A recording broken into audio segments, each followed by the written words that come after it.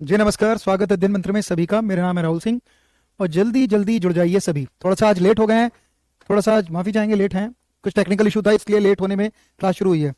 स्वागत है सभी का। चलिए बच्चे, चलिए।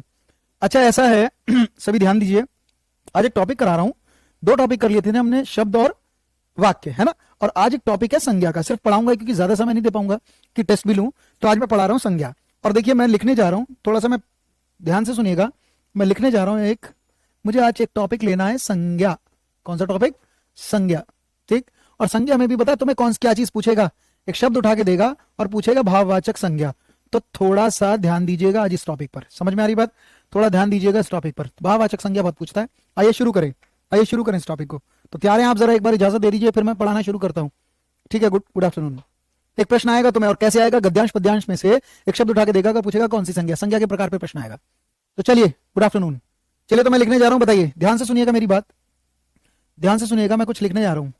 अगर मुझसे आप पूछते हैं कि संज्ञा किसे कहते हैं, तो कुछ नहीं, सबसे पहले हमेशा ध्यान रखिए, लिखिए कि संज्ञा का शाब्दिक अर्थ क्या होता है। मान लीजिए मेरा इंटरव्यू और मुझसे पूछा जाए कि आप तो हिंदी पढ़ा रहे हो, बताइए संज्ञा किसे कहते हैं। और मुझसे कहें कि इसे लंबी लंबी परिभाषा मत देना, एक शब्द में बता सकते हो संज्ञा किसे कहते हैं। तो ध्यान रखना, संज्ञा का शाब्दिक अर्थ होता है नाम। क्या सभी को दिखाई दे रहा है बोर्ड में सब कुछ? क्या सभी को दिखाई दे रहा है या दूसरा पेन इस्तेमाल किया जाए? ऐसा करते हैं बेटा, रुक जाओ जरा, मैं ब्लैक ले लूं जिससे आपको सही ध्यान देगा। अब इस बार सही ध्यान देगा। तो मैं एक टॉपिक पढ़ा रहा हूं आपको, इस पे सही नजर आएगा। एक टॉपिक पढ़ा रहा हूं संज्ञा। कौन सा पढ़ा रहा हूं? संज्ञा। और संज्ञा का शाब्दिक अर्थ क्या है? नाम। संज्ञा का शाब्दिक अर्थ क्या है? नाम। पर देखिए किसका नाम मैं लिखने आ रहा हूं, किसका नाम? अरे नाम किसका? या तो किसी व्यक्ति का नाम या किसी वस्तु का नाम। ठीक है, या तो व्यक्ति का, वस्तु का, या फिर स्थान का नाम। बात समझ में आ रही है? या किसी व्यक्ति, वस्तु, स्थान। Sujata very good morning. दूसरा शुरू कर दी मैंने क्लास आज, देखिए, और जल्दी कवर करनी है। पहले बताइए संज्ञा का शाब्दिक अर्थ क्या है? नाम। पर किसका नाम? अरे किसी व्यक्ति का, वस्तु का, स्थान का, भाव के नाम को क्या कहते हैं? संज्ञा। चलिए मैं पूरी परिभाषा लिख देता हूं इसकी यहीं पर। मैं इसके आगे एक शब्द जोड़ रहा हूं, किसी, और एक चीज और जोड़ रहा हूं मैं, अर्थ। और किसका अर्थ दे रहा हूं मैं? संज्ञा का अर्थ। और क्या है? किसी व्यक्ति, वस्तु, स्थान। और एक चीज और जोड़ लो बेटा, भाव के नाम को, के नाम को क्या कहते हैं? संज्ञा। क्या कहते हैं? संज्ञा कहते हैं। ये इसकी परिभाषा है। अरे बात समझ में आ रही है इतनी बात? अभी बात इतनी समझ में आ रही है? चलिए दूसरा पेन ले लूं, अब तो सही है, अब सही है बेटा, ये सही दिख रहा है अब सही दिख रहा है। पेन दूसरा ले लीजिए, मुझे लग रहा है अब सब सही दिखेगा। चलिए चलिए, तो मैं करने जा रहा हूं, देखिएगा देखिएगा। दूसरा पेन ले लिया, सुनिए खुशबू। तो मैंने कुछ नहीं कहा, किसी नाम को हम, अगर आ जाए संज्ञा का शाब्दिक अर्थ क्या होता है? शाब्दिक अर्थ होता है नाम। पर किसका नाम? किसी व्यक्ति, वस्तु, स्थान और भाव के नाम को संज्ञा कहते हैं। चलिए, अब तुम्हें कहां से आएगा एग्जाम में? यहां से आएगा, ये ध्यान रखिएगा। मैंने लिखा जैसे। जैसे का मतलब तुम्हें एक चीज समझनी है कि मैं कितने शब्द लिखूं कि जिसे तुम पहचान लो ये सब संज्ञा है।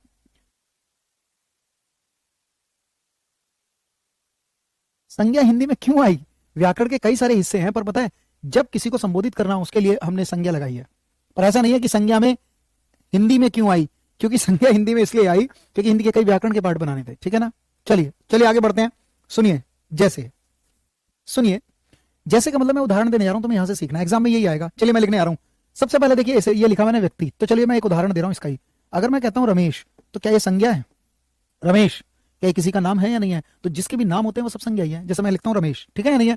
पर सुनो, ये रमेश नाम है किसी का, पर मैं कहूं रमेश, आमिर, है ना, जैसे मैं सोहन, रोहन, राधा, क्या ये संज्ञा है या नहीं है? तो इस संज्ञा है। मैंने लिखा रमेश।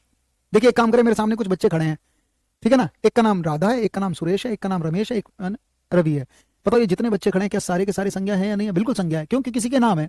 अब जितने भी नाम आए हैं वो सब संज्ञा ही माने जाएंगे, ध्यान से सुनना।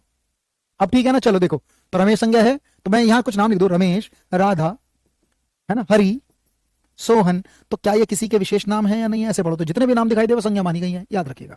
चलिए दूसरी बात, किसी वस्तु के नाम को भी क्या कहते हैं? संज्ञा। तो मैं तुम्हारे सामने लिखता हूं कुर्सी, क्या संज्ञा है या नहीं है? कुर्सी, कुर्सी संज्ञा है, बिल्कुल संज्ञा है। क्यों? क्योंकि ये वस्तु है। पता है जितनी निर्जीव चीजें ना वो सारी वस्तुएं कहलाती है, और जितने वस्तुओं के नाम है वो सब संज्ञा है। अगर मैं कहूं कुर्सी, मेज, है ना, और कुर्सी, मेज या पेन कहूं, तो बताओ ये सजीव है निर्जीव? निर्जीव तो है। कुर्सी भी संज्ञा है, मेज भी संज्ञा है, और पेन भी संज्ञा है। तो जितनी वस्तुओं के नाम है वो सब संज्ञा है। तो बताइए अगर मैं कहूं कुर्सी, हेलमेट, हेलमेट संज्ञा है या नहीं है? क्योंकि कोई वस्तु है। ठीक है। अगर मैं तुम्हारे सामने कह दूं कि चश्मा, तो ये भी संज्ञा है। ठीक है ना? सजीव है निर्जीव? तो सजीव है, निर्जीव है। इतनी बात ध्यान रखना। मैंने अभी कुछ नहीं कहा, किसी व्यक्तियों के नाम लिख दिए, किसी वस्तु के नाम लिख दिए। पर एक बच्चे से मैंने एक बार पूछा कि बता बेटा संज्ञा किसे कहते हैं, तो उसने एक बात कही कि जितनी भी चीज हमें आंखों से दिखती है ना वो सब संज्ञा है। अब दिखती हमें दो चीजें हैं, एक लिविंग और एक नॉन लिविंग, ठीक है। जितनी भी दिखेंगी दो ही चीज तो दिखेंगी, या तो व्यक्ति या वस्तु, ठीक है या नहीं है। तो क्या मुझे बताइए, गाय संज्ञा है? गाय संज्ञा है? तो सुनो भाई, जो दिखता है ना वो सब संज्ञा है, बिल्कुल संज्ञा है ना। पर गाय अगर संज्ञा है तो बताओ व्यक्ति है वस्तु है? कई लोग कहते हैं व्यक्ति है, पर गाय व्यक्ति तो नहीं है। असली में व्यक्ति की जगह हम एक शब्द इस्तेमाल करते हैं प्राणी। देखिए इसकी परिभाषा होती है, किसी प्राणी, वस्तु, स्थान और भाव के नाम को क्या कहते हैं? संज्ञा। बस आप इतना ध्यान रखिएगा, इतना ध्यान रखिएगा कि जितने व्यक्तियों के नाम है वो भी संज्ञा, पर प्राणी। और मैं अब लिखने जा रहा हूं, सीधी बात यह है, जो दिखता है वो संज्ञा, दिखती दो चीजें, एक लिविंग और नॉन लिविंग। कई बार हम ऐसे ही बताते हैं हर चीज ही संज्ञा। मैं तुम्हें, हाँ चलती है बेटा, निशा उसके लिए भी चलती है अलग, उसके लिए अलग चलती है, थोड़ा ध्यान रखिएगा। ये मैं सीटेट के लिए क्लास दे रहा हूं, इतना बात ध्यान रखना। तो ये मैंने कुछ संज्ञाओं के नाम लिखे, लेकिन मैं अगर तुम्हारे सामने कहूं चलिए कुछ शब्द बताइए, मैं तुम्हारे सामने कुछ शब्द लिखूं, ध्यान से सुनिएगा, ये तो मैंने जानबूझ के बताया। अब कुछ शब्द लिख रहा हूं, बताना ये भी संज्ञा है या नहीं है। मैं तुम्हारे सामने लिख देता हूं पेन, क्या ये संज्ञा है? तो जो दिखता है वो संज्ञा है, दिखती दो चीजें, एक सजीव और एक निर्जीव, दोनों ही संज्ञा मानी जाती है, ठीक है ना। अगर लिखूं पेन संज्ञा है तो संज्ञा है, अगर मैं लिखूं घर तो संज्ञा है, जो दिखता है वो संज्ञा है, ठीक है या नहीं है। अगर मैं कह दूं कि चाकू तो ये भी संज्ञा है, और अगर मैं कहूं भालू तो ये भी संज्ञा है। क्या भालू प्राणी है या नहीं है? तो या तो सजीव होगा या निर्जीव होगा, इतनी बात समझ में आएगी। चलिए एक शब्द और देखिए, अगर मैं तुम्हारे सामने लिखूं कानपुर, कानपुर, क्या ये संज्ञा है? क्या कानपुर संज्ञा? पहले मैं कुछ उदाहरण दे रहा हूं, फिर आगे चलूंगा मैं, अभी सुनते रहिए, सीखना क्या है तुम्हें भी। क्या कानपुर संज्ञा है? तो बिल्कुल संज्ञा है। क्यों? किसी स्थान का नाम है। एक कानपुर है, एक मेरठ है, एक हरिद्वार है, ये जितने हैं ये प्लेसेस ही तो हैं, पर एक का नाम कानपुर रखा हुआ है, एक का नाम मेरठ और एक का नाम हरियाणा मान लीजिए। तो बताइए जितने नाम रख दिए गए वो संज्ञा है, चाहे वो प्राणियों के रख दिए, चाहे वो वस्तुओं के, चाहे वो स्थान के। पर अगर मैं तुम्हारे सामने कहूं पर्वत संज्ञा है, तो सुनो बच्चे, तुम ऐसे पहचानना, ये छोड़िए, जो दिखता है वो संज्ञा है। क्या पर्वत दिखेगा? नहीं दिखेगा। पर बताइए पर्वत वस्तु है या किसी प्लेस को रिप्रेजेंट करता है? पता है पर्वत किसी स्थान को, पर्वत कोई वस्तु तो नहीं मानी जाती, वो जगह को रिप्रेजेंट करता है, स्थान को रिप्रेजेंट करता है। तो तुम इतना ध्यान रखना, किसी के विशेष नाम और जगह के वो भी बस संज्ञाएं मानी जाती हैं, और कुछ स्थान के नाम है वो भी संज्ञा मानी जाती है। आप इतना ध्यान रखेंगे, ये जितने शब्द मैंने अब तक लिखे ये सब संज्ञा है, ये भी संज्ञा है। लेकिन संज्ञा को तुम ऐसे ही पहचानोगे, जो दिखता है वो भी संज्ञा है, पर दिखती दो चीजें, एक सजीव और एक निर्जीव। जैसे दो तीन उदाहरण देना, छत संज्ञा है तो दिखती है, संज्ञा है, स्थान है छत। पाइप संज्ञा है, हाँ, प्राणी नहीं है, वस्तु है। और अगर मैं कहता हूं मकड़ी, मकड़ी भी संज्ञा है क्योंकि दिखाई देती है। कुछ प्राणियों के नाम संज्ञा है, कुछ वस्तुओं के नाम और कुछ स्थानों के नाम लिखे अभी मैंने। पर एक फाइनल हो चुकी है, जो दिखता है वो संज्ञा है। क्यों मिटा रहा हूं मैं इसे? देखिए रमेश, अब सुनिए, ये तो मैंने कर दिया, ये तुम ध्यान रखना, सुनो, इसे मिटाने की जरूरत है। सुनते रहिए, एक पीडीएफ नोट डाल दूंगा, उसे पढ़ लेना संज्ञा के बारे में। ये अभी मैंने उदाहरण दिए, सुनो अभी सुनते रहिए। एक काम करो, अभी मैंने कुछ व्यक्ति के उदाहरण दिए, वस्तु के और स्थान के, प्लेसेस भी जाएंगे, ठीक। लेकिन एक काम करो, सुनो, कोई मुझसे पूछे भाव भी संज्ञा होते तो भाव संज्ञा है। अब ध्यान से सुनना, मैंने तुम्हें एक बात बताई, एक बच्चे से मैंने पूछा, हाँ भाई संज्ञा किसे कहते हैं, जैसे भी उदाहरण दे रहा था, तो उसने बोला कि जो दिखता है ना वो संज्ञा है ना। पर कुछ संज्ञा ऐसी है हमारी हिंदी में जो दिखाई नहीं देती, अगर हम उसे महसूस कर लें तो वो भी भाव है, जैसे मैं एक उदाहरण दे रहा हूं, सुनो, ध्यान से सुनना मेरी बात, इसे समझने की कोशिश करना भाई। कई बार एकदम लेट क्लास होती तो समझ नहीं आता, लेकिन पहले मैं 3 उदाहरण और दे रहा हूं। अगर मैं कहूं राधा, ये संज्ञा है क्योंकि किसी प्राणी या व्यक्ति का नाम है, यानी व्यक्ति माने स्त्री का नाम, ठीक है ना, किसी प्राणी लिविंग का नाम। अगर मैं तुम्हारे सामने कह दूं कि, अगर मैं कह दूं जूता, तो ये भी संज्ञा क्योंकि ये वस्तु है। और अगर मैं कहूं मेरठ, तो ये भी संज्ञा। अभी तुम ये तो सीख गए। पर अगर मैं कहूं नदी, तो नदी किसी स्थान को रिप्रेजेंट करती है, ये भी संज्ञा है। जो दिखता है वो संज्ञा है, दिखती दो चीजें, एक सजीव और निर्जीव। इस बार मैं भाव का उदाहरण और दे रहा हूं, सुनना, कैसे पहचाने भाव संज्ञा। तो कुछ संज्ञाएं तो दिखाई देती हैं, पर हमारी हिंदी में कुछ संज्ञा ऐसी हैं जो दिखाई नहीं देती। कभी कभी हम संज्ञा को ऐसे भी बांटते हैं, दृश्य संज्ञाएं और अदृश्य संज्ञाएं। सुनिए, अभी मैं भाव कर रहा हूं, तुम अपने भाव बताना। मैं तुम्हारे सामने एक चीज लिखता हूं, डर। अब कोई मुझसे पूछे क्या ये संज्ञा है, अभी मैं भाव वैसे बता रहा हूं, लेकिन ये संज्ञा लिख रहा हूं। मैं कहता हूं हाँ। अब सुनो, डर हमें आंखों से नहीं दिखेगा, पर इसे हम महसूस कर लेंगे। डर, देखिए मैं राधा को पकड़ सकता हूं, जूते को भी पकड़ सकता हूं, ठीक है ना, पर मेरठ में जा सकता हूं अगर देखा जाए, है ना। लेकिन डर को आंखों से नहीं देखा जा सकता, डर महसूस किया जाता है, तो ये भाव है। पर भाव को ऐसे भी पहचानते हैं, सारे भाव प्रकट होते हैं। क्या किसी का डर प्रकट हो सकता है? तो 2-3 चीज बताओ। देखिए, डर प्रकट हो सकता है, घबराहट प्रकट हो सकती है ना, घबराहट भी किसी की शो हो सकती है, किसी का डर भी शो हो सकता है। और एक काम करूं, मैं अगर कहूं आलस्य, तो आलस्य भी प्रकट हो सकता है। ये तीनों ही भाव है। मैं कैसे बता रहा हूं भाव को? भाव तुम्हें दिखाई नहीं देगा, पर जिस चीज को तुम महसूस कर लो वो भाव है। जैसे मैं कहूं क्या डर महसूस होता है, तो तुम कहोगे हाँ। क्या घबराहट होती है, तुम कहोगे हाँ। क्या आलस्य महसूस होता है, तो कई लोग कहते हैं आलस्य आ रहा है। इसे आसानी से लोग बता देते हैं। और भाव अगर ऐसे ना पहचान पाओ तो एक तरीका और है भाव का, कि भाव सारे प्रकट होते हैं। क्या किसी का डर प्रकट हो सकता है, किसी की घबराहट शो हो सकती है, किसी का आलस्य भी प्रकट हो सकता है। लेकिन अगर मैं तुम्हारे सामने एक शब्द दूं, लालच, तो देखिए लालच क्या भाव है, कई बार बच्चे समझ नहीं पाते ये कैसे भाव है। तुम ये कैसे पहचानोगे कि सारे शब्द भाव हैं? तो भाव का एक तीसरा तरीका और आसान तरीका क्या है? देखिए, अगर मैं तुम्हारे सामने कहूं ना ईमानदारी, तो ईमानदारी ना महसूस होती है। ईमानदारी को तुम देख नहीं सकते, पर ईमानदारी किसी की प्रकट होती है। भाव को दो तरीके से पहचानना बता रहा था अभी मैं, भाव प्रकट होगा और भाव महसूस किया जाएगा। लेकिन भाव देखिए कैसे सीखा जाता है, सुनिएगा, मैं एक तरीका बताता हूं तुम्हें। भाव का एक आसान तरीका पहचानने का यह है कि भावना किसी के अंदर पाए जाते हैं, लेकिन भाव दो के अंदर होते हैं। लिविंग चीजों में भी भाव हो सकते हैं और नॉन लिविंग में भी भाव हो सकते हैं। जैसे मैं समझा रहा हूं, सुनो ध्यान से, मेरी बात सुनना भी, क्योंकि मुझे ये नहीं सिखाना, ये तो बड़ा इजी पड़ेगा, अभी प्रकार पे आऊंगा मैं, ये सिखाना है। एक शब्द दे रहा हूं मैं, देखिए सुनिए। अगर मैं तुम्हारे सामने एक शब्द दूं पशु, और मैं तुमसे कहूं क्या ये भाव है, तो ये भाव नहीं है। वो क्यों? क्योंकि पशु तो दिख जाएगा, फिर मैं उसे रस्सी से बांधकर बांध दूंगा, ठीक है ना। पशु संज्ञा तो है, पर भाववाचक वाली संज्ञा नहीं है, भाव नहीं है। लेकिन ये पशु कोई जानवर हो सकता है ना, पशु भाव नहीं है। लेकिन इससे मिलता जुलता एक शब्द दे रहा हूं मैं, पशुता। ध्यान से सुनना, कोई मुझसे कहे कि ये भाव है, तो मैं कहता हूं ये भाव है। ये किसका भाव है? पशु का भाव है। मैं एक चीज बता रहा हूं, भाव को तुम ऐसे ही पहचानोगे, भाव महसूस हो जाएगा, जैसे डर महसूस होता है, घबराहट महसूस होगी। भाव को तुम ऐसे ही पहचान सकते हो कि भाव प्रकट हो सकता है, कि जैसे डर प्रकट हो जाएगा किसी का, घबराहट। लेकिन भाव का एक तरीका, भाव किसी के अंदर जरूर होगा, पर भाव दो के अंदर होगा, लिविंग सजीव चीजों में भी होगा, नॉन लिविंग। देखिए भाई, पशुता भाव है पर पशु नहीं है। पशुता भाव कैसे, मैं इसे समझा रहा हूं। देखिए, पशुओं का एक नेचर, एक स्वभाव है, उनमें ईमानदारी नहीं होती, उनमें पशुता होती है। तो क्या पशुता किसी के अंदर है? भाव किसी के अंदर मिलता है, पर सजीवों में मिल सकता है। लेकिन देखिए, एक शब्द दे रहा हूं मैं, कड़वाहट, और एक शब्द दे रहा हूं करेला। करेला भाव नहीं है, क्योंकि करेला को तो मैं उठा लूंगा, पकड़ लूंगा, भाव उठा नहीं सकता, भाव दिखता नहीं है। ये कड़वाहट भाव है। और एक काम करो, क्या कड़वाहट महसूस होती है? तुम कहोगे हाँ, जो महसूस हो गया वो तो भाव ही है। पर करेले का एक नेचर, एक स्वभाव है, उनमें मिठास कहां होती है? उसमें तो कड़वाहट होती है। क्या कड़वाहट करेले में है, पशुता पशुओं में है? तो देखिए, ये भी किसी के अंदर मिलेगा। क्या डर किसी के अंदर होगा? क्या घबराहट किसी में होगी? क्या किसी के अंदर आलस्य भी होगा? किसी के अंदर लालच भी कूट कूट के भरा होगा। किसी के अंदर ईमानदारी भी होती है, किसी के अंदर सुंदरता भी होगी, किसके अंदर? फूलों में, या किसके अंदर? नारियों में। तो भाव का एक आसान तरीका यह है, भाव का, सर मेरी गुड आफ्टरनून, मेरी 2 क्लासेस लगा दी है। रेनू, एक बार आप अध्ययन मंत्र पे बात कीजिए। 2 क्यों लगा दी? सुनिए, मैं जानबूझ के कर रहा हूं, तो मैंने अभी कुछ नहीं बताया, अभी भाव पूरे नहीं बता रहा हूं, भाव आगे चलेंगे। लेकिन इतना देखो, मैं अगर कुछ शब्द लिखूं ना, तो देखिए, ईमानदारी किसी के अंदर होगी, किसी के अंदर बेईमानी भी होगी। तो बेईमानी दिखती नहीं है, बेईमानी महसूस की जाती है। भाव, ये भी शब्द संज्ञा थे और ये भी शब्द संज्ञा है, ठीक है। अगर मैं तुम्हारे सामने कहूं कीचड़, तो ये कीचड़ संज्ञा तो है और ये वस्तु में मानी जाएगी, क्योंकि प्राणी नहीं है, कीचड़ दिखती है, ये संज्ञा है। लेकिन कहीं ना कहीं भाव नहीं है। तो सारे शब्द ये मैंने संज्ञा लिखे। क्या मेरी बात समझ में? टाइम टेबल कहां मिलेगा आपको? नोटिफिकेशन आता होगा एक, वहां मिलता है टाइम टेबल। एक रोज तुम अपने ऐप पर नोटिफिकेशन देखा करो, उसमें आ जाएगा। तो मैं कुछ नहीं कर रहा हूं। किसी बच्चे को अगर कुछ समझ में नहीं आया या आया हो, तो मैं आप एक बार रिकॉल करता हूं, फिर मैं आगे बढ़ता हूं। संज्ञा तुम्हें आगे से आएगी। सबसे पहले संज्ञा का शाब्दिक अर्थ है नाम, और मैंने बताया किसी प्राणी के नाम को, वस्तु के नाम को, स्थान के नाम को, भाव के नाम को क्या कहते हैं? संज्ञा। फिर मैंने जितने वर्ड लिखे हैं यहां तक अब तक, वो सारे शब्द संज्ञा है। अब मैं तुम्हारे सामने कुछ शब्द लिख रहा हूं।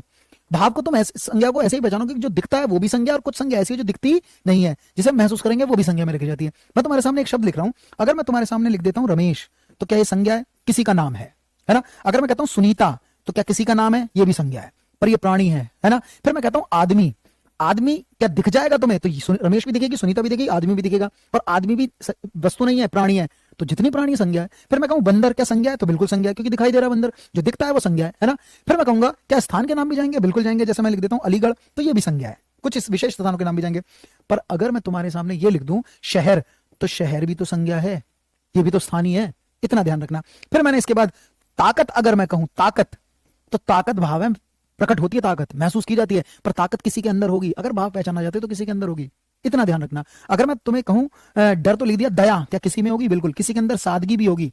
तुम ऐसे, और बुढ़ापा भी भाव है, क्योंकि बुढ़ापा बूढ़ों में है, तो तुम ऐसे भी पहचान सकते हो भाव किसी के अंदर है।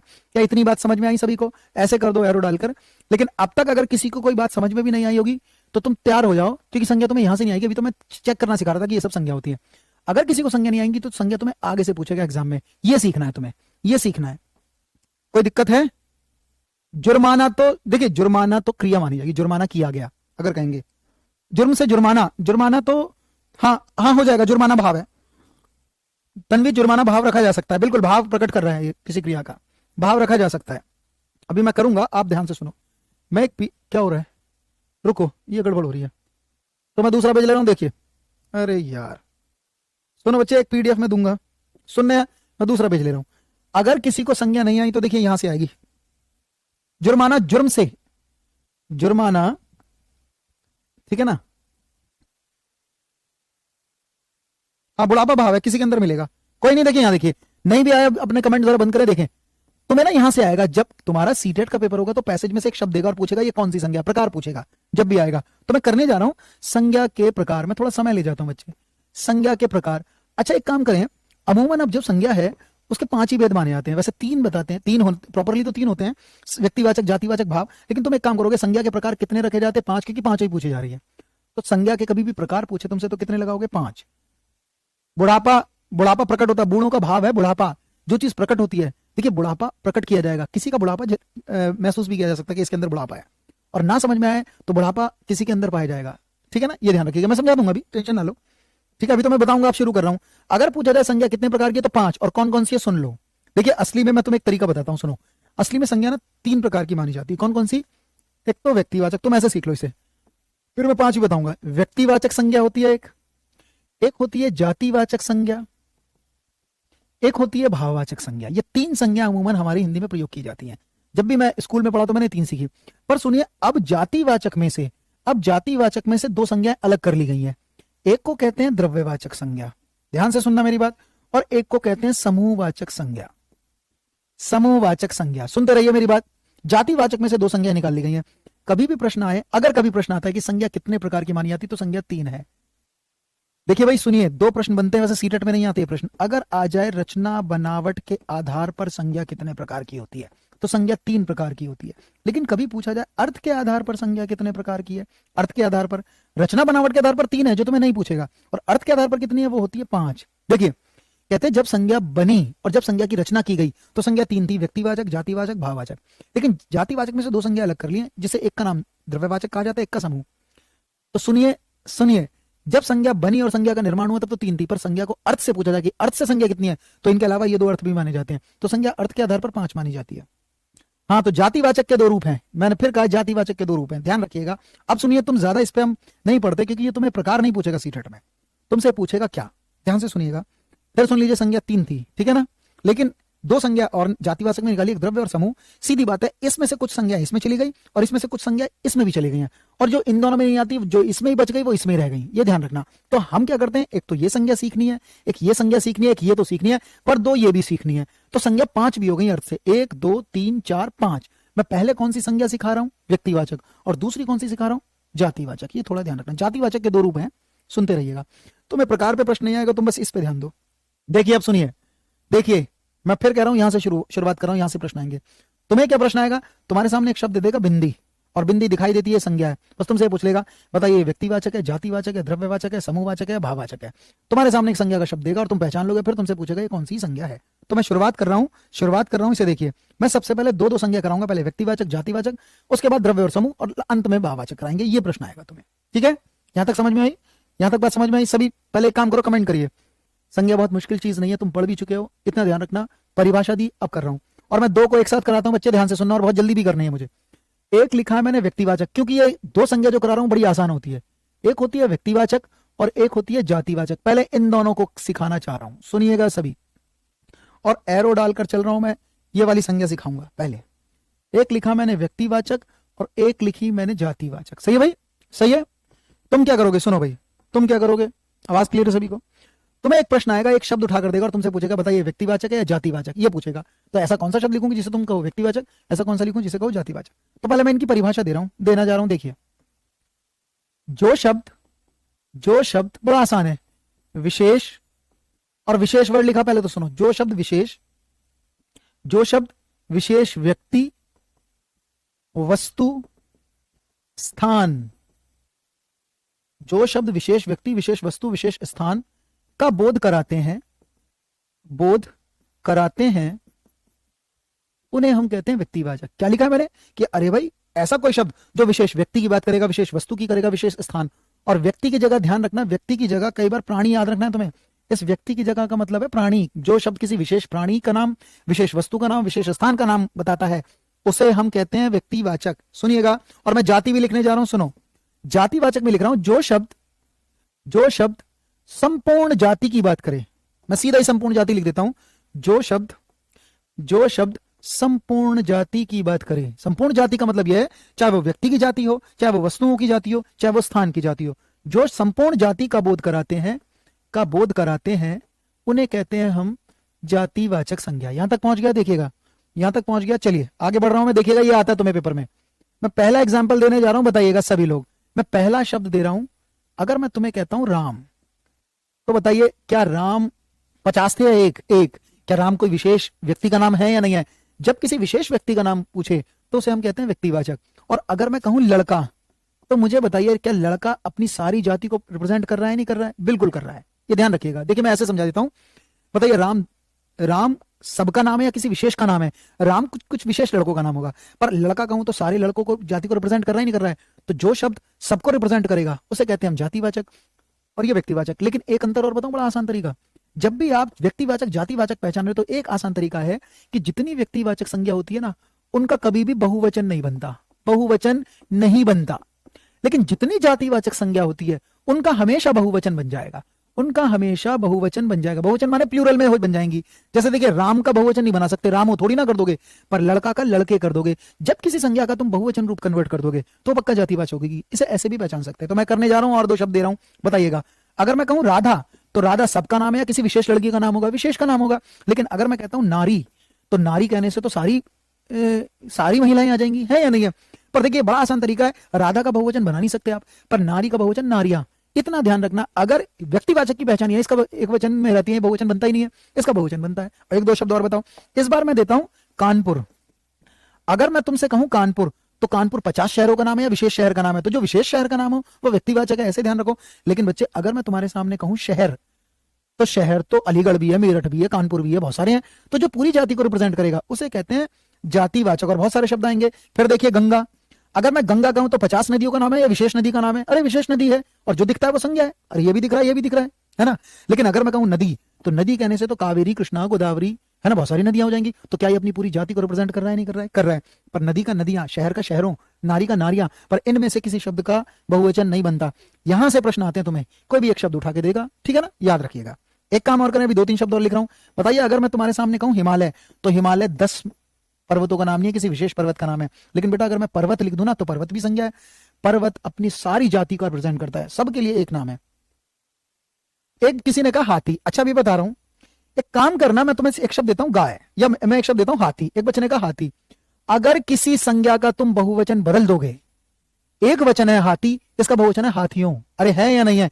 अगर इसका बहुवचन बदल दोगे तो ये किस में रख ली जाएंगी? जातिवाचक संज्ञा। सबसे आसान तरीका बता रहा हूं, क्योंकि हाथी किसी विशेष हाथी का नाम नहीं है। हाथी कहने से तो अपनी सारी प्रजाति की बात होगी। अगर मैं कहूं अखबार, तो सॉरी नव भारत टाइम्स, अगर मैं कहूं नव भारत टाइम्स, तो ये किसी एक अखबार विशेष का नाम है। लेकिन अगर अखबार कहूं तो मैं कहता हूं ये पूरी जाति को रिप्रेजेंट कर रहा है। अच्छा ये सब तो पहचान लोगे। और कुछ संज्ञाओं में बच्चे को कई बार दिक्कत होती है, तो मैं तो हमेशा लिखता हूं जितने भी पशुओं के नाम है वो सब जातिवाचक माने जाते हैं। जैसे हिरण, भालू, हाथी। क्यों? क्योंकि ये किसी विशेष के नाम नहीं है। ये नहीं कहना कि ये विशेष हिरण है। हिरण, अगर मैं किसी कुत्ते का नाम टॉमी बोलूं, टॉमी तो टॉमी तो विशेष है, पर कुत्ता तो अपनी सारी जाति को रिप्रेजेंट करेगा। याद रखना ये विशेष नहीं माने जाते, ध्यान रखना। तो जब भी कभी जानवरों के नाम दिखाई दे तो किसमें लगाओगे? जातिवाचक में। और क्यों? क्योंकि भालू का भालू कर देंगे, कहीं ना कहीं इसका बहुवचन मान लिया जाता है। अब एक काम करो, कैसे पहचानो? मैं एक शब्द दे रहा हूं, देखिए भाई मैं एक शब्द दे रहा हूं। एक बार पेपर में आया मां, क्या मां दिखाई देगी? ये क्या है? मैं बस आखिरी दे रहा हूं, बाकी तुम पहचानना। अगर मैं तुमसे कहूं मां, अगर मैं तुमसे कहूं मां, क्या ये संज्ञा है? तो जो दिखता है वो तो संज्ञा है। एक बच्चे ने पूछा, इसलिए बता रहा हूं ये संज्ञा है। पर कितने बच्चे जानते हैं, कितने बच्चे जानते हैं अगर मैं लिखूं मां, तो मां किसी विशेष महिला का नाम है या मां सबकी होती है? अरे मां तो अगर मैं कहूंगा राम प्यारी, तो शायद किसी की मां होगी राम प्यारी, क्या विशेष महिला का नाम है? लेकिन मां कहने से तो सारी माओं को रिप्रेजेंट किया जाएगा। तो एक काम करो, जब भी रिश्ते नातों के नाम आएंगे, पशुओं के नाम जैसे होते हैं तो कई बार हम कुछ लिखवाते हैं, जब भी रिश्ते नातों के नाम होते हैं वो ज्यादातर जातिवाचक में रखे जाते हैं। जैसे देखिए चाची, अब चाची किसी का विशेष नाम थोड़ी ना है, चाची तो पूरी प्रजाति को रिप्रेजेंट करेगी। मां, ताई, और सुनो इनका बहुवचन बनता है। तो याद रखिएगा इस तरह से। मैं फिर कह रहा हूं, अगर शब्द में फंस जाओ तो बहुवचन देख लेना। लेकिन कई बार हम ऐसे लिखवा के भी पढ़ाते हैं, हम ऐसे बताते हैं पर्वतों के विशेष नाम, आदमियों के विशेष नाम, नदियों के विशेष नाम। तो ये सिर्फ बताने की जरूरत नहीं है, तुम ध्यान रखना। एक पीडीएफ दूंगा उसमें ये सारा जिक्र होगा, पर तुम इसे पढ़ लेना। ये भी जातिवाचक है, ये भी जातिवाचक है, याद रखिएगा। कभी भी वस्तु आए, देखिए भाई मैं तुम्हें एक काम करता हूं, सारी वस्तुओं के नाम हम किस में रखते हैं? जातिवाचक में रखते हैं। जैसे देखिए अगर मैं लिखूं कुर्सी, तो कुछ नहीं करो, ये निर्जीव चीज है, हाँ है, पर इसका क्या बहुवचन बना लोगे? हाँ, कुर्सी का कुर्सियां कर लोगे तो जातिवाचक मानी जाएगी। हमेशा ध्यान रखना, जितनी वस्तुओं के नाम है, जैसे कुर्सी, चाबी, ये वस्तु ही तो है, चाबी, ये सारी क्या मानी जाएंगी? जातिवाचक संज्ञा। हाँ, माता का माता ही करोगे तो माता, मां कौन सा हो जाएगा? अगर तुम किसी भी संज्ञा का बहुवचन बना रहे हो तो वो किस में रखी जाएंगी? जातिवाचक। और बहुवचन नहीं बना पाए तो ये नहीं होगा। जैसे देखिए मैं अगर तुम्हारे सामने कहूं बाइबल, तो बेटा बाइबल का बाइबलो नहीं होता, बाइबल किसी विशेष ग्रंथ का नाम है। लेकिन अगर मैं पुस्तक कह दूं तो पुस्तक तो कई सारी हो सकती है, ग्रंथ कई सारे हो सकते हैं। ये थोड़ा ध्यान रखना, ये है जातिवाचक। दोनों तरीके से निकालने की कोशिश करना। क्या समझ में है? माँ का माताएं, माएं, माँ का बहुवचन ऐसे मानते हैं हम, जब कभी आ का साउंड होता है तो ए में चला जाता है। माएं ऐसे भी हो सकता है, माएं या माताएं, ठीक है ना, माएं हो जाता है, सॉरी माँ का माएं ऐसे करके करते हैं, माएं। अब सही लिखा है माएं। माँ का बहुवचन जो होगा वो क्या हो जाएगा, माएं, ठीक है ना, ये ध्यान रखना। और ना समझ में आया तो रिश्ते नाते सारे के साथ एक काम करो, माँ क्या किसी विशेष औरत का नाम है, या माँ जातिवाचक संज्ञा, खुद भी पहचानो, ठीक है ना, समझ में आ रही। और फिर सुन लो, अगर किसी का बहुवचन बन गया तो वो जाति में रखी जाएगी। ये पहचानना आसान होता है, इसका हम बहुवचन से निकाल लेते हैं। आगे बढ़ रहा हूं, सुनो अब ध्यान से सुनना। मैं लिखने जा रहा हूं द्रव्यवाचक संज्ञा, नोट करो। क्या समझ में आ गई सभी को? कोई डाउट तो नहीं है? डाउट है तो मैं डिस्कस कर रहा हूं फिर। हाँ देखिए, निशा ने पूछा है, सुनिए, तुम अगर चाहोगे तो फिर मुझे बताने पड़ेगा भाई। अगर तुम मुझसे पूछना चाहोगे ना तो देखिए, निशा ने एक बात पूछी है, सुनो। वैसे ये पूछने की जरूरत नहीं है, मैं पीडीएफ दूंगा तो ये ध्यान रखना, सुनिएगा। अरे क्या हो गया, कुछ हो गया गड़बड़। एक बच्चे ने कहा, देखिए दिशा, अगर मुझसे कहेंगे सुनो पूर्व दिशा, तो पूर्व दिशा 10 है या 1 है? अगर किसी विशेष दिशा का नाम है पूर्व दिशा तब तो ये व्यक्तिवाचक है। लेकिन अगर मैं खाली कहूंगा बच्चे दिशा, खाली दिशा कहूं तो दिशा तो कई होती है और दिशा का दिशाएं हो जाएगा, खाली दिशाएं का तो ये जाएगा। पर पूर्व दिशा, पश्चिम दिशा किसी विशेष दिशाओं के नाम है तो व्यक्तिवाचक है। इसमें तो निशा कोई दिक्कत ही नहीं आनी चाहिए, ठीक है या नहीं है, ये ध्यान रखना। तो मैं अब आगे बढ़ रहा हूं, सुनो। तो 2 संज्ञाएं जिसपे ज्यादा बात नहीं करनी चाहिए, हो गया। आगे चलता हूं मैं, सुनिएगा। अरे बेटा इतना ही सीखो आप, ठीक है ना, क्योंकि मुझे मालूम है मुझे भाव पे जाना है। एक है द्रव्यवाचक संज्ञा, सुनिए, द्रव्यवाचक पे बता रहा हूं, इसे सुन लीजिए, द्रव्यवाचक कैसे निकालोगे। और मैं लिखने जा रहा हूं, क्या हो रहा है, मक्खी बैठी हुई है इसलिए गड़बड़ हो रही है इसमें। सुनो भाई, मैं एक संज्ञा कराने जा रहा हूं, देखो इधर, द्रव्यवाचक संज्ञा, तीसरी संज्ञा कर रहा हूं, तीसरी संज्ञा पे आ रहा हूं। सब सही है, सही है, ठीक है ना। चलिए संज्ञा मैं लिखने जा रहा हूं, इधर देखिए, द्रव्यवाचक। हमें क्या सीखना है, ऐसा कौन सा शब्द लिखूं कि तुम पहचान लो द्रव्यवाचक। तो मैं लिखने जा रहा हूं, बस इसे ऐसे ही समझे आप। पहले तो इसकी मेन परिभाषा देता हूं हिंदी में क्या लिखा गया है, जो, या ऐसे ऐसे लिखिए, ऐसी वस्तुएं, ऐसी वस्तुएं जब भी कभी द्रव्यवाचक संज्ञा लगाएं तो उसमें हमेशा निर्जीव चीजें दिखती हैं, वस्तुएं, याद रखना, सजीव चीजें नहीं दिखती, वस्तुएं दिखती हैं।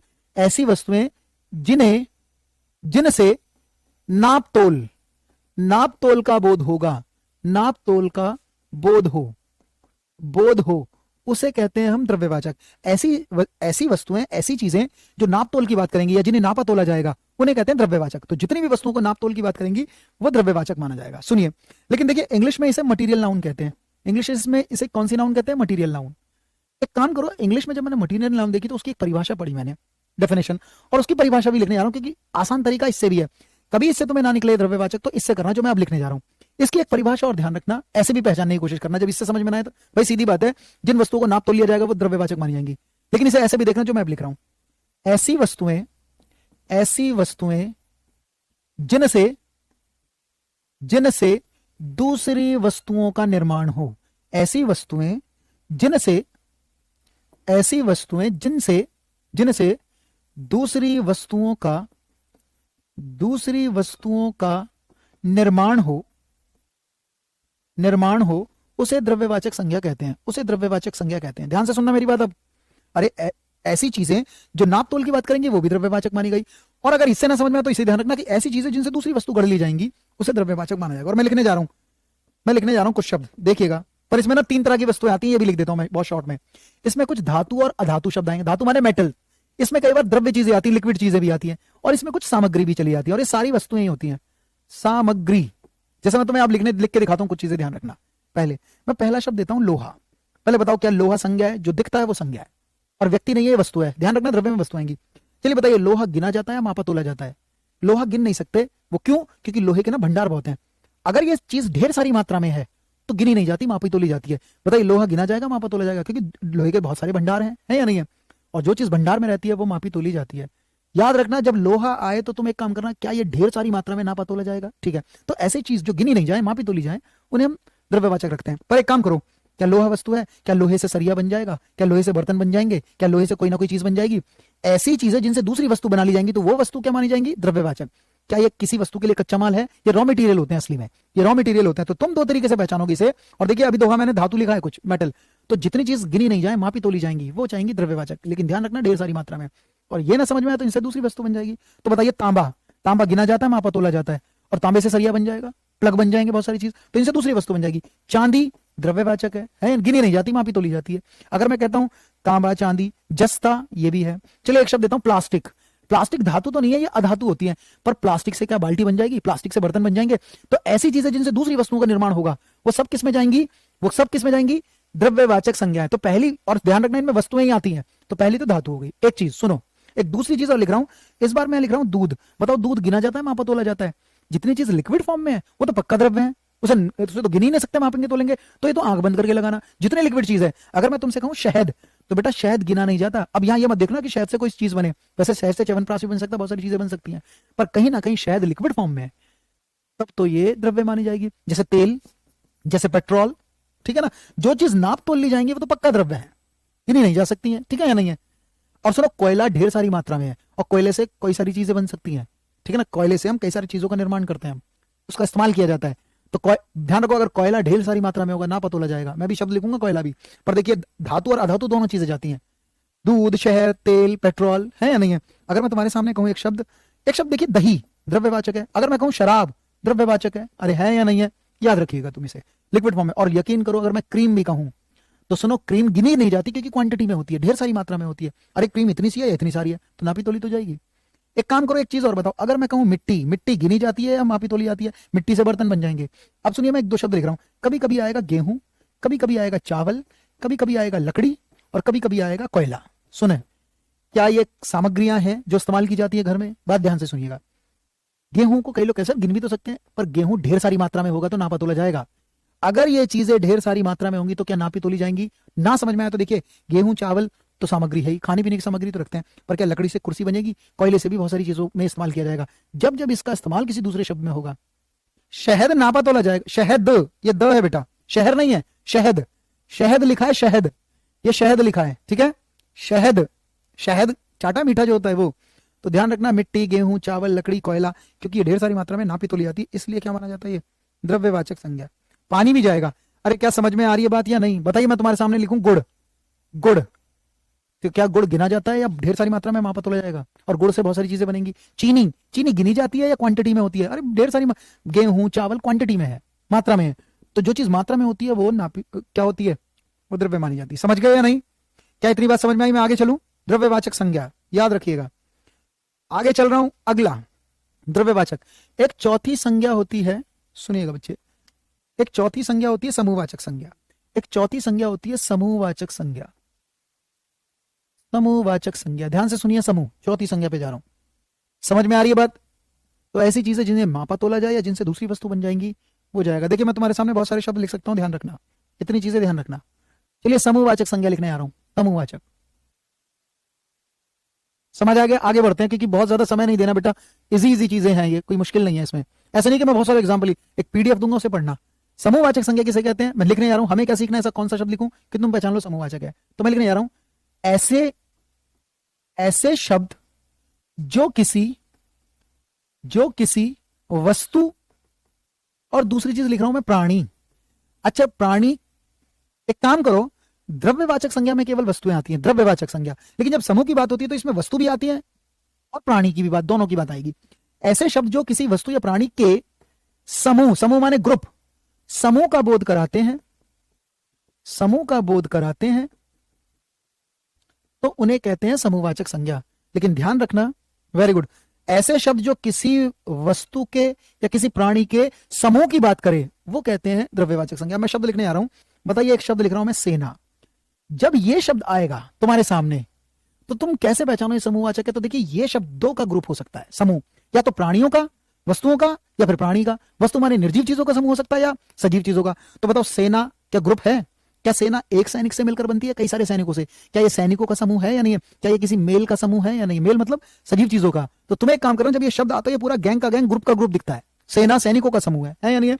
याद रखना, सेना। तो बताइए, अगर मैं लिखूं दल, दल लोगों का होता है, चींटियों का होता है, क्या समूह है या नहीं है? पर सजीव चीजों का समूह है ये। अगर मैं तुम्हारे सामने कहूं एक शब्द टीम, तो टीम खिलाड़ियों का समूह है। तो जब भी ये शब्द आएगा तो ये पूरा ग्रुप या गैंग का गैंग दिखेगा तुम्हें। एक बार शब्द आया गिरोह, कितने बच्चे जानते हैं गिरोह चोरों का होता है? एक चोर से मिलकर बनता है या कई सारे चोरों से मिलकर? कई सारे खिलाड़ियों से मिलकर टीम बनेगी, कई सारे दल से मिलेगा। कई बार आएगा कक्षा, तो क्या अपने आप में ग्रुप है? यह है विद्यार्थियों से मिलकर कक्षा बनेगी, तो विद्यार्थियों का समूह। जब भी कोई शब्द ग्रुप में दिखाई देगा, समूह में दिखाई देगा, पर दो का हो सकता है, सजीव और निर्जीव। जैसे मैं अगर कहूं गुच्छा, तो गुच्छा समूह है या नहीं है? क्योंकि गुच्छा चाबियों का भी हो सकता है, कि ग्रुप है या नहीं है, थोड़ा ध्यान रखना। एक बार आया श्रृंखला, सुनिए, क्या श्रृंखला अपने आप में ग्रुप है? पर्वतों की होती है श्रृंखला। तो तुम्हें एक काम करना है, अगर जब भी कोई ग्रुप दिखाई दे, एक बार आया पेपर में काफिला या कबीला, कबीला लोगों का होता है, लोगों का ग्रुप, तो इस तरह के शब्द दिखाई देंगे तुम्हें। अगर मैं लिखूं ढेर, तो ढेर कपड़ों का ग्रुप है, ढेर कहते नहीं कहते? तो जो शब्द समूह में दिखेगा वो किस में जाएगा? समूहवाचक संज्ञा में। और ये दो का समूह दिखता है। देखिए अगर मैं लिखूं भीड़, तो भीड़ ग्रुप है या नहीं है? एक बार प्रश्न आया आयोग, आयोग कहते हैं कमीशन को। बताओ आयोग एक व्यक्ति से मिलकर बनता है या कई? ज्यूरी जिसे कहते हैं इंग्लिश में। तो ये कई सारे लोगों से मिलकर बनता है। एक शब्द है सभा, सभा लोगों से मिलकर बनेगा। अगर मैं तुमसे कहूं ना पंचायत, तो पंचायत में एक पंच होता है या पांच? जब भी कभी कोई ग्रुप की बात कर जाएगा वो किस में जाएगा? समूह में। इसी तरीके से लगाओगे। हाँ जहाज, जहाज, बेड़ा, बेड़ा माना जा सकता है, बेड़ा माना जा सकता है। हाँ प्रियंका, ये बेड़ा जो होगा समूहवाचक में जाएगा, क्योंकि ग्रुप से बनेगा। समझ में आई बात?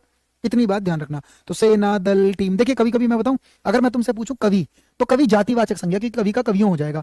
पर अगर आ जाए कवि गण, तो क्या कवियों का समूह हो गया? नहीं हो गया? तो कभी कभी किसी शब्द में पीछे कुछ शब्द लगा के भी उसे समूहवाचक माना जाता है। जैसे देखिए छात्र, छात्र तो जातिवाचक संज्ञा, पर छात्र वर्ग, ये ऐसे जब जब तुम्हें कोई शब्द ग्रुप दिख जाएगा, समूह दिख जाएगा, पर या तो वो प्राणियों का होगा या वस्तुओं का होगा। इसमें चला जाएगा। दुकान किसका समूह है? बाजार तो जा सकता है, दुकान नहीं बेटा, बाजार जाएगा। अशोक जी बाजार जा सकता है। चैन, चैन ग्रुप है। हाँ चैन, माला जिसे कहते हैं आप। देखिए एक शब्द दे रहा हूं गुल, पर गुल माने फूल होता है, पर अगर आ जाए ना गुलदस्ता, गुलों का समूह, गुलदस्ता कहा जाता है। ये भी कौन सा है? समूहवाचक संज्ञा। आप इतना ध्यान रखेंगे, जब आपके सामने चेन माना जा सकता है, चेन माना जा सकता है। कोई नहीं, मैं खत्म कर रहा हूं, तो ध्यान रखना ये समूह भी हो गया। और अंतिम है भाववाचक संज्ञा, जो तुम्हें पहचाननी है। और भाव का एक तरीका है, सुन लो भाई। भाववाचक किसे कहते हैं? सुनो, पहले एक बात ध्यान से सुनना, भाववाचक की बात कर रहा हूं। भाव ऐसे पहचानना आपको, सुनो, कि भाव ऐसे, बस मैं फिनिश कर रहा हूं क्योंकि तुम्हारी कोई क्लास होगी उसे देखना, ठीक है? हाँ पाठक वर्ग भी जाएगा पूजा, जब वर्ग लग जाएगा तो माना जाएगा, ठीक है? समूह तुम्हें बहुत आसान, सीटेट में बड़ा आसान प्रश्न आएगा इस पर, लेकिन मैं फिर भी कोशिश कर रहा हूं इसे सारा देने की, बहुत ज्यादा देने की। फिर भी एक पीडीएफ मिलेगी, उसे पढ़ लेना संज्ञा को, उसमें सारा मैटर मिलेगा तुम्हें, ठीक है? पुंज कुंज भी, ये दोनों भी जाएंगे समूह में। बाजार, ये बाजार भाववाचक क्यों हो जाएगा? हाँ बाजार का बहुवचन हो तो रहा है, पर बाजार ग्रुप को कहते हैं, ठीक है? जातिवाचक जितनी थी उनका बहुवचन हुआ, और जातिवाचक में से द्रव्य भी निकाली गई और समूह भी निकाली गई है। तो कभी कभी समूहवाचक का भी बहुवचन हो जाता है। पर आप एक काम करें, बाजार अगर कहोगे तो ग्रुप ही तो है। चलिए देखिए, हाँ ये ध्यान रखना, कई बार भाई जातिवाचक का बहुवचन माना गया, तो जातिवाचक में से तो समूह निकाली गई, तो कभी कभी उनका हो जाता है। चलिए ऐसे भाववाचक में, ऐसे ऐसे शब्द जो किसी वस्तु या प्राणी, भाववाचक में वस्तु प्राणी को तो देखा जाता है। ऐसे शब्द जो वस्तु, वस्तु माने निर्जीव, प्राणी माने सजीव, ऐसे शब्द जो किसी वस्तु और प्राणी के गुण को, दशा को, स्वभाव को या स्थिति को प्रकट करते हैं या महसूस कराते हैं। ऐसे शब्द जो किसी वस्तु के या किसी प्राणी के, लिविंग के और नॉन लिविंग के, सजीव और निर्जीव दोनों, ऐसे शब्द जो किसी निर्जीव और सजीव के गुण को बता दे, दशा को प्रकट कर दे, स्वभाव को बता दे, स्थिति को बता दे, या इनको प्रकट कर दे या महसूस करा दे, प्रकट कराते हैं, उन्हें क्या कहते हैं? भाववाचक। अब ये ना क्या तो किसी वस्तु के गुण, दशा, स्थिति होते हैं या किसी प्राणी के गुण, स्थिति, और वो प्रकट कराते हैं, महसूस कराते हैं। पर कहीं ना कहीं यही चीज इन्हीं वस्तु प्राणी की तो होते हैं, इसी के तो अंदर पाए जाते हैं। तो भाव को तुम ऐसे पहचानना, या तो ये प्रकट होंगे या ये महसूस किए जाएंगे, और ना समझ में आए तो ये किसी के अंदर मिलेगा। जैसे देखिए, अगर मैं तुम्हें वही शब्द दोबारा लिख रहा हूं, अगर मैं लिख दूं, चलिए बताइए, पहला शब्द है क्रोध। क्रोध माने गुस्सा, दोनों ही भाववाचक है। गुस्सा, सुनिए ऐसे पहचानिए, गुस्सा, तो क्रोध, क्या गुस्सा महसूस हो सकता है? तुम कहोगे हाँ क्रोध महसूस होता है, पर क्या क्रोध प्रकट हो सकता है? किसी का क्रोध प्रकट हो सकता है, पर बताइए क्रोध किसका प्रकट होगा? सजीव लोगों का। निर्जीव में क्रोध होता ही नहीं है, सजीव में तो होगा। लेकिन एक काम करो, तुम ऐसे मत पहचानो, ये प्रकट भी होते हैं, महसूस भी किए जाते हैं, पर क्या क्रोध किसी के अंदर मिलेगा? नहीं मिलेगा। किसी के तो अंदर होगा गुस्सा, है ना, सजीव चीजों में होगा। तो याद रखना, क्या क्रोध किसी के अंदर होगा? गुस्सा किसी के? क्या किसी के अंदर दया होगी? बिल्कुल होगी। क्या किसी के अंदर सज्जनता होगी? बिल्कुल होगी। क्या नारियों में नारित्व है? बिल्कुल है। नारियों का गुण नारित्व है। तो मैं भी कुछ नहीं कर रहा हूं, तुम ऐसे पहचानो, तुम इसे ऐसे पहचानना, या तो इसे महसूस कर लो या किसी के अंदर पहने नारित्व। क्या किसी के अंदर बेईमानी होगी? बिल्कुल कूट कूट कर भरी होगी। ध्यान रखिएगा भाई, बेईमानी किसी के अंदर होगी, किसी के अंदर लालच भी होगा। देखिए एक काम करो, मैं ऐसे बताता हूं, क्या बूढ़ों के अंदर बुढ़ापा होगा? क्योंकि बूढ़ों का भाव क्या है? बुढ़ापा प्रकट होता है, महसूस किया जाता है। तो बूढ़ों में क्या है? बुढ़ापा। मैं ऐसे बात कर रहा हूं। बच्चों में क्या है? बचपन। बचपन या बचपना भाव माना जाता है।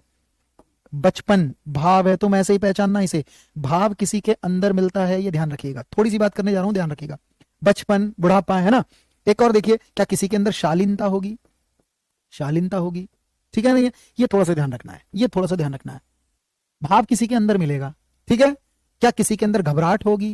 बिल्कुल होगी घबराहट, है ना। और घबराहट प्रकट भी हो सकती है, ठीक है। फूलों में क्या है? सौंदर्य है, ठीक है ना, सौंदर्य है, ठीक है ना। ये सारे भाव हैं, ये जितने मैंने लिखे हैं भाव हैं। तो तुम इसे ऐसे पहचानना कि भाव किसी के अंदर भी मिलता है। भाव को कई बार हम ऐसे भी पहचानते हैं, भाव को कई बार हम ऐसे भी पहचानते हैं, कुछ बैठा हुआ है, भाव को हम ऐसे भी पहचानते हैं। कैसे? कि भाव में ना कुछ प्रत्यय नजर आते हैं, प्रत्यय पीछे होते हैं। अगर किसी शब्द के पीछे ता नजर आए, किसी शब्द के पीछे पन नजर आए, किसी शब्द में आहट निकले, जैसे देखिए इसके पीछे निकलेगा घबराहट, है ना। आहट निकले या वट निकले पीछे, जैसे मैं कहूं सजावट, सजावट प्रकट होती है, महसूस की जाती है। कमरे के अंदर सजावट होगी, किसी के अंदर जरूर मिलेगी, ठीक है ना। वट, आहट। कई बार क्या होगा? या के ऊपर र मिले अगर अंत में, जैसे या के ऊपर अंत में र है, इसे ही भाव कहेंगे। कई बार इन्हें प्रत्ययों से भी पीछे पीछे प्रत्यय होते हैं, उससे बता दिया जाता है। मैं एक मैटर दूंगा, उसे पढ़ लेना अच्छे से, ठीक है ना। तो भाव का तरीका है, भाव किसी के अंदर मिलेगा। क्या समझ में आई? हाँ, मुस्कुराहट। एक काम कर रहा हूं मैं, सुनिएगा सभी लोग, एक काम कर रहा हूं भी, जाइएगा नहीं, मैं तुम्हें भाव में एक चीज और समझा दूं, सुनिएगा, इसे देखिएगा, ये मैं करने जा रहा हूं, इधर रुकिएगा। हम्म,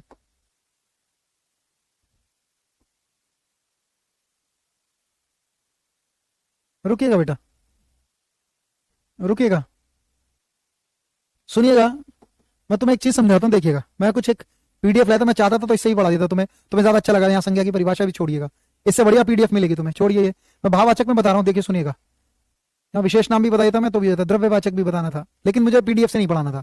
देखिए एक काम करें, सुनिए, भाववाचक संज्ञा बनती कैसे है, सुनिएगा सभी। देखिए एक काम करो, मैं ये बताना चाह रहा था तुम्हें, सुनो। क्या लिखा है? पशु। ये भाव नहीं है, भाव है पशुता। पशुता किसके अंदर पाई जाएगी? पशुओं के अंदर, है या नहीं है। अंत में क्या आ गया? ता। किसी शब्द के पीछे ता नजर आए, वो भाववाचक संज्ञा होगी। पात्र से क्या बना है? पात्रता, ये भी भाव है। सुनते रहिएगा, मैं समझा रहा हूं। बच्चों में क्या पाया जाता है? बचपना या बचपन। तो भाव बचपन भी है, पन अगर पीछे लगे तो भाववाचक संज्ञा है, पर आए बचपना तो भी भाववाचक होगा। नारियों में क्या पाया जाता है? नारित्व। तो भाव असली में, सुनो इधर, भावना असली में, सुनो, भाववाचक जो होती है, भाव कई तरीकों से बनाया जाता है। भाव जातिवाचक से भी बनाए, जातिवाचक संज्ञा में पढ़ा चुका हूं, ये सारी जातिवाचक थी, ठीक है या नहीं है। भाव जातिवाचक से भी बनाए, एक इधर ध्यान दीजिएगा, एक विशेषण से भी भाव बने हैं। जैसे देखिए, एक है एक, पर बताओ क्या हम सभी में एकता है या नहीं है? एकता क्या पीछे लग गया? ता। एक शब्द है खट्टा, ये विशेषण है, गुण है, पर खटाई महसूस की जाती है, फील किया जाता है या नहीं है। तो खटाई भाववाचक संज्ञा है। यहां पर लिखे हैं विशेषण, पर विशेषण शब्दों से भाव निकाले गए हैं विशेषण के। पागल से पागलपन, क्या पागलपन किसी के अंदर होगा? नहीं होगा। तो ये सारे भाववाचक संज्ञा है। कभी कभी भाव क्रिया से भी बने हैं, जैसे देखिए, खोजना से क्या बना है? खोज। खोज महसूस की जाती है, खोज की जाती है, भाव है। पीटना से क्या है? पिटाई, ये भाव है, पिटाई। बुलाना से क्या? बुलावा। बुलावा, क्या पीछे आवा निकल रहा है? तो कभी किसी शब्द के पीछे आवा निकले, भाव है। कई बार आई निकलता है किसी शब्द के पीछे, जैसे पिटाई।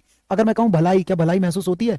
भलाई भाव है। तो ये थोड़ा सा ध्यान रखना, मैं सारे शब्द यहां बता रहा हूं, ये सारे भाव ये रहे, ये इन शब्द से निकाले गए।